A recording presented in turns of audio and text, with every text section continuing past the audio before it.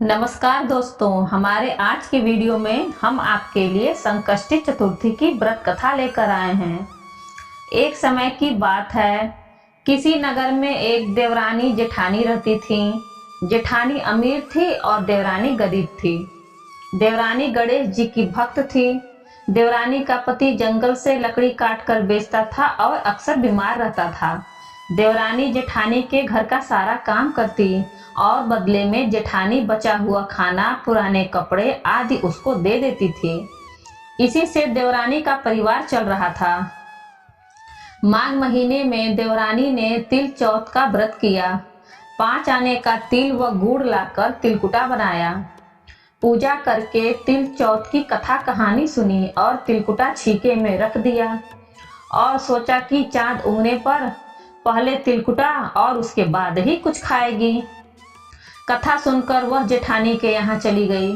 खाना बनाकर जेठानी के बच्चों से खाना खाने को कहा तो बच्चे बोले, माँ ने व्रत किया है और माँ भूखी है। जब माँ खाना खाएगी हम भी तभी खाएंगे।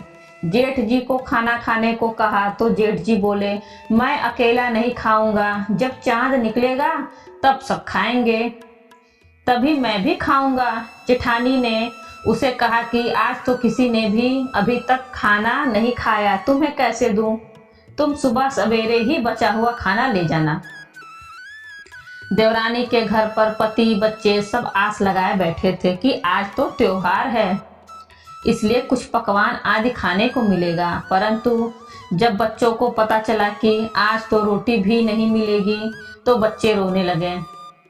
उसके पति को भी बहुत गुस्सा आया। कहने लगा कि सारा दिन काम करके भी 2 रोटी नहीं ला सकती हो तो काम क्यों करती हो? पति ने गुस्से में आकर पत्नी को कपड़े धोने से मारा। धोना हाथ से छूट गया तो पाटे से मारा। वह बेचारी गणेश जी को याद करती हुई रोते रोते पानी पीकर सो गई।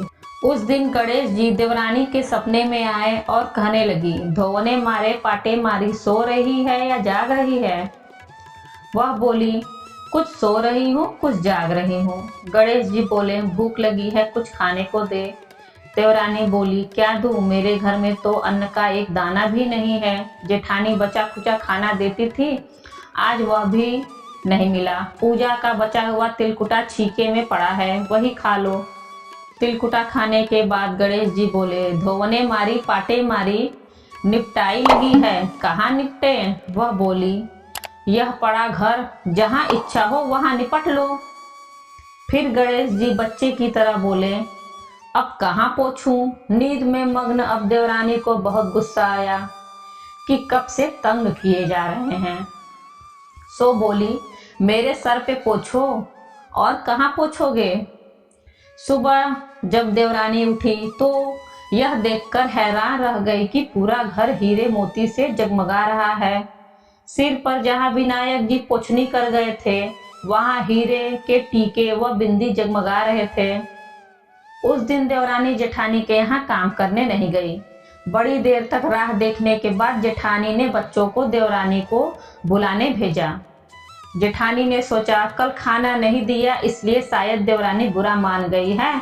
बच्चे बुलाने गए और बच्चे बोले, चाची चलो, माँ ने बुलाया है, सारा काम पड़ा है।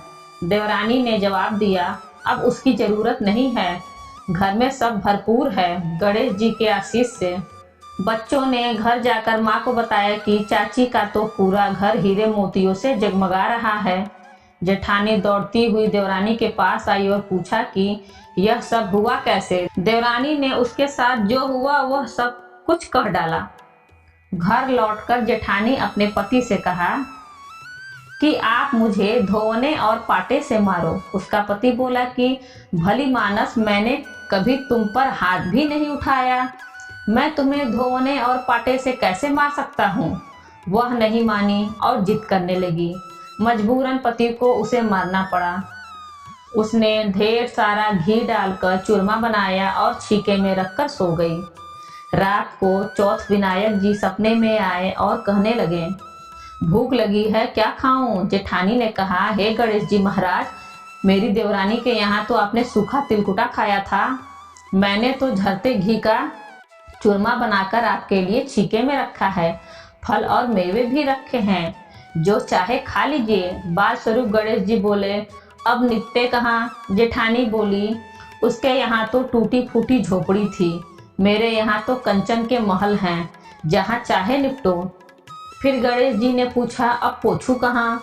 जेठानी बोली, मेरे ललाट पर जो बड़ी सी बिंदी लगी है उसी पर पोंछ लो। धन की भूखी जेठानी सुबह सुबह जल्दी उठ गई। सोचा घर में हीरे जवाहरात से भर चुका होगा, पर देखा तो पूरे घर में गंदगी फैली हुई है, तेज बदबू आ रही है। उसके सिर पर भी बहुत सी गंदगी लगी हुई थी।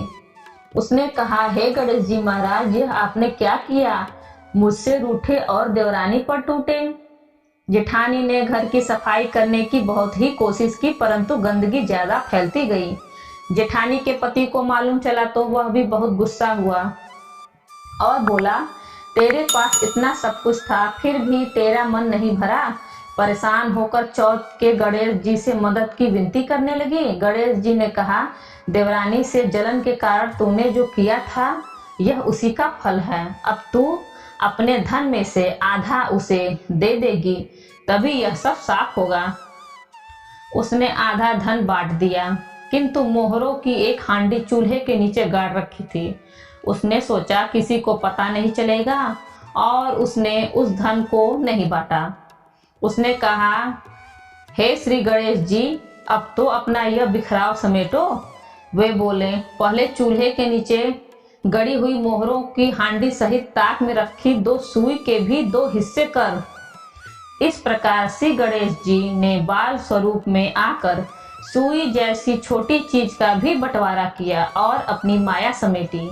हे गणेश जी महाराज, जैसे आपने देवरानी पर कृपा की वैसे सब पर करना।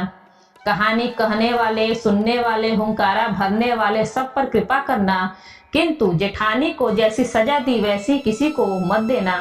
बोलो गणेश जी महाराज की जय।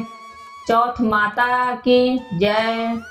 तो दोस्तों, उम्मीद करती हूँ कि आपको वीडियो पसंद आया होगा और आप हमारे चैनल में नए हो तो वीडियो को लाइक कर चैनल को सब्सक्राइब जरूर करें और बेल आइकन जरूर क्लिक करें, जिससे आगे आने वाली वीडियो की नोटिफिकेशन आपको सबसे पहले मिल सके। धन्यवाद।